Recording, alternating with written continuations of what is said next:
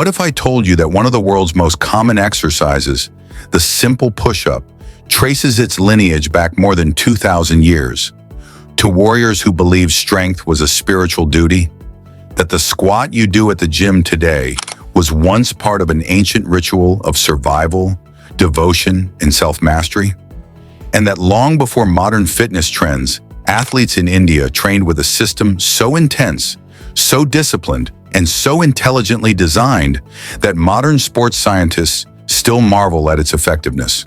It sounds almost unbelievable, but buried beneath centuries of dust, tradition, and oral history lies a hidden truth. The world didn't invent calisthenics, it rediscovered them. To understand that truth, we need to step inside an ancient akhara, a traditional Indian training ground. Just as the sun begins to rise, the air is heavy with the scent of damp earth and burning incense. The ground is soft with red clay, smoothed by countless bare feet. In the distance, the rhythmic sound of breath and movement echoes like a heartbeat. Dozens of young warriors are already at work. Some swing wooden clubs as heavy as bowling pins. Others move through deep, slow squats that look almost like a prayer. And in the center, a row of fighters lowers themselves to the ground in a fluid motion. Arms bent, chest gliding downward, hips lifting in a powerful arc. A movement known as the dand, the original push-up. This was not exercise for vanity. This was training for life and death. For these warriors, strength wasn't something you built. It was something you earned through discipline, sacrifice, and the willingness to confront discomfort again and again.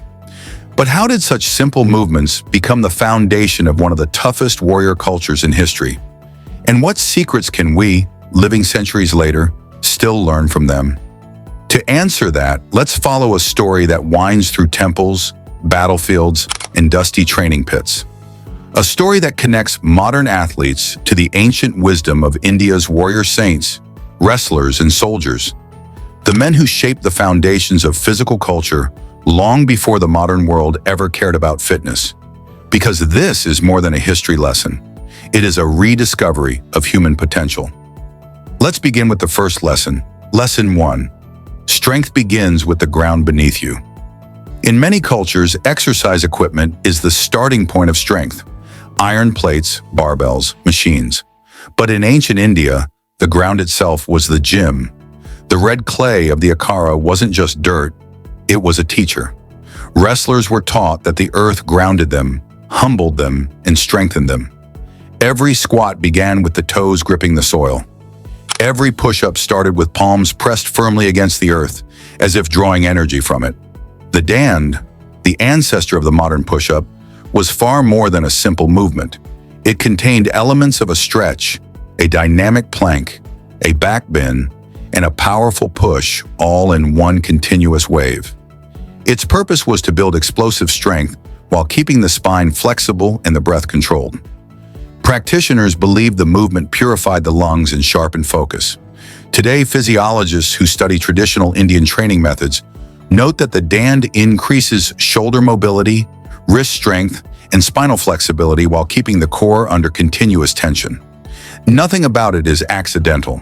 It is anatomy and intention fused into one. And then there is the baithak, the deep piston-like squat that forms the sister movement to the dand. Unlike the modern squat, the baithak emphasizes rhythm, breathing, and endurance. Warriors didn't do 10 or 20 reps. They did hundreds, sometimes thousands. It wasn't a workout, it was meditation through movement. The baithak developed legs capable of incredible stamina. Kushti wrestlers, according to early accounts from travelers during the Mughal period, could perform so many baithaks in one session that their training pits shook with the sound of feet hitting earth. Modern sports science confirms what these warriors intuitively understood. High-repetition squats improve cardiovascular capacity, build powerful posterior chain muscles, and increase mobility in the hips and ankles, areas crucial for both athleticism and longevity. The ancient Indians knew that strength must rise from the ground upward, carried through the body like a flame. But this brings us to an even deeper realization. For the warriors of India, the body wasn't trained in isolation. Everything was connected. Breath, movement, rhythm, and intention. Which leads us to Lesson 2. Lesson 2. Breath is the silent weapon. If you watch an ancient Indian warrior train, you might think his most powerful tool is his physique. But look closer. What truly sets him apart is the way he breathes. Slow, controlled inhalations, sharp, forceful exhalations timed with each movement. Breath wasn't an afterthought. It was the fuel that powered the fire within. The baithak system requires controlled breathing to maintain rhythm. Without it, fatigue takes over quickly. With it, movements become fluid, almost effortless. Yogic breathing practices were woven directly into physical training. Soldiers believed that breath strengthened the mind as much as the body. The spiritual text Hatha Yoga Pradipika describes breath as the link between the physical body and consciousness itself. Modern research supports this ancient belief. Studies on controlled nasal breathing show improved oxygen efficiency, lowered heart rate, and enhanced endurance.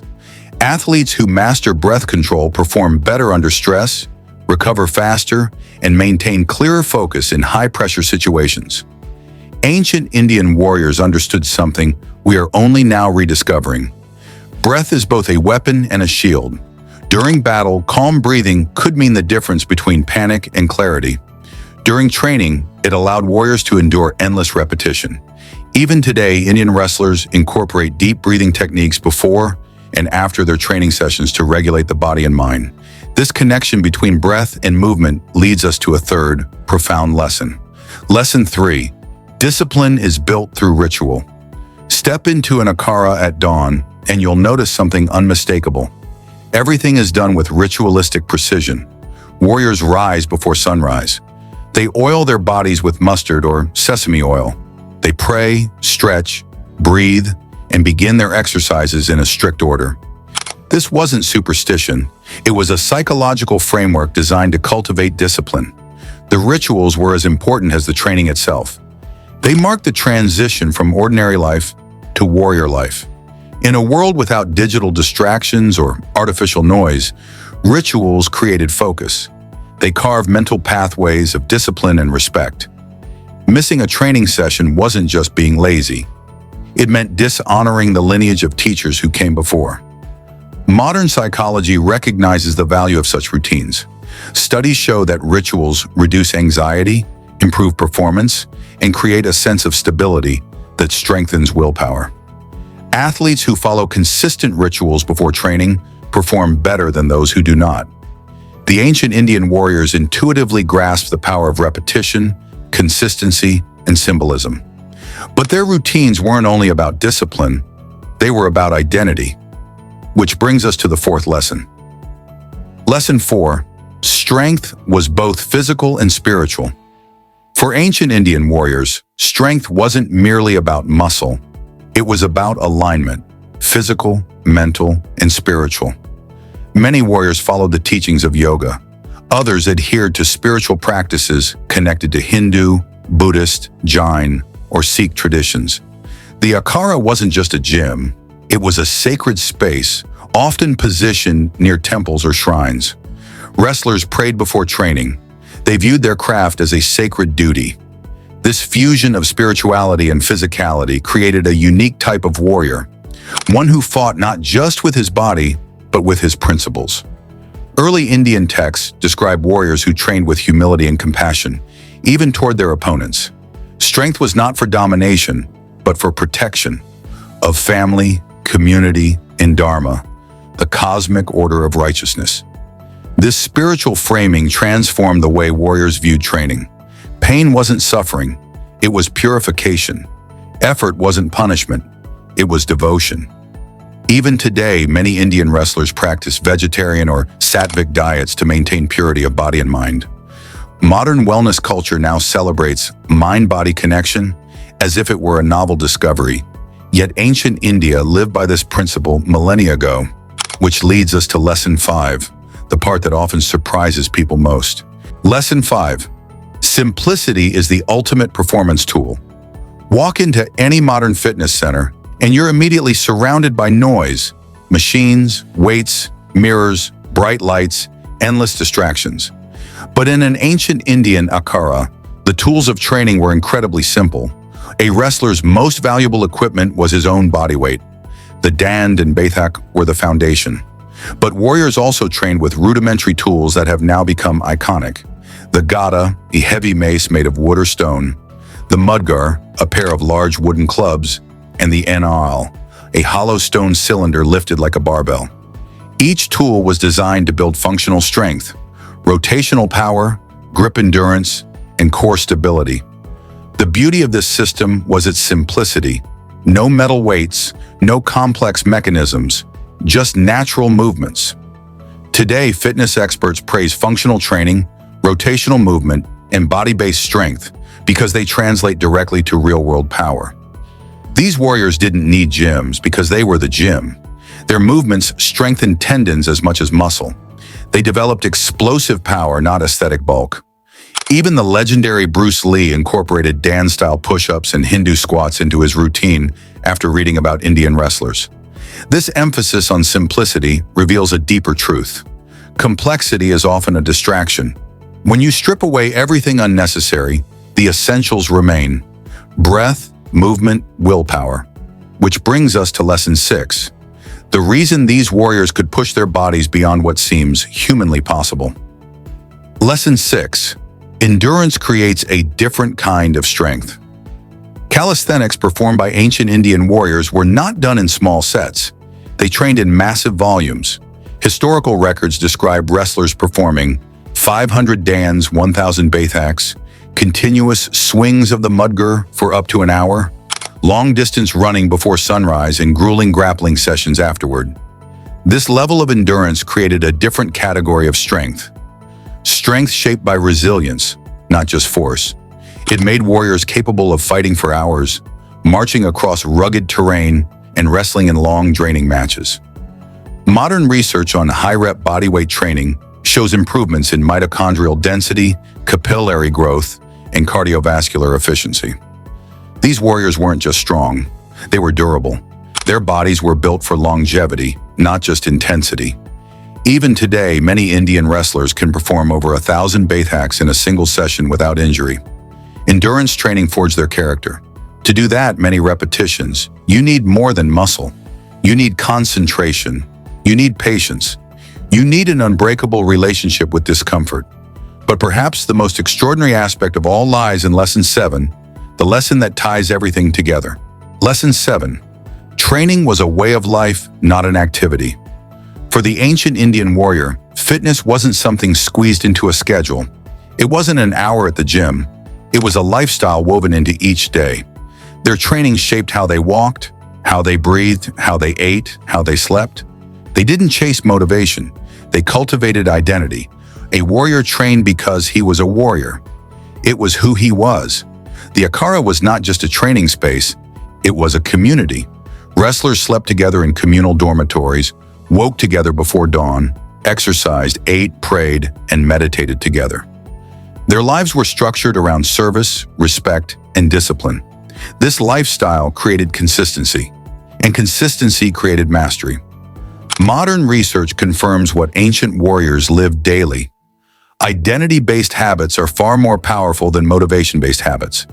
When training becomes part of your identity, you don't rely on willpower, you simply act. The warriors of ancient India show us that strength isn't built by intensity alone, it's built by who you choose to be every day. So what does this all mean for us today? What can someone living in a modern city, surrounded by screens and schedules, truly learn from dusty training pits that echo with the breath of long-gone warriors? Maybe the answer is simpler than we think. These warriors teach us that our bodies are capable of more than we imagine, not because of technology, but because of consistency. They remind us that breath, discipline, and ritual can shape us into stronger people, not just stronger bodies. They teach us that simplicity often holds the deepest wisdom, and that endurance, in training, in life, in hardship, can forge a resilience that no machine can replicate. And perhaps the most powerful lesson of all is this: the greatest transformation comes from the smallest, most consistent actions. Just as the ancient Indian warrior built world-class strength from the humble push-up and the deep squat, we too can build better lives through simple daily disciplines. Strength isn't found in complexity, it's found in commitment, it's found in breath, it's found in the willingness to show up again and again. Ancient Indian warriors knew this. Their training wasn't about living longer. It was about living with purpose, clarity, and power. And that is the message they leave for us. Not just a method of exercise, not just a historical curiosity, but a reminder, a whisper echoing across centuries, that greatness is not built in a moment. It is built in thousands of simple movements, repeated with intention, until they shape who we become.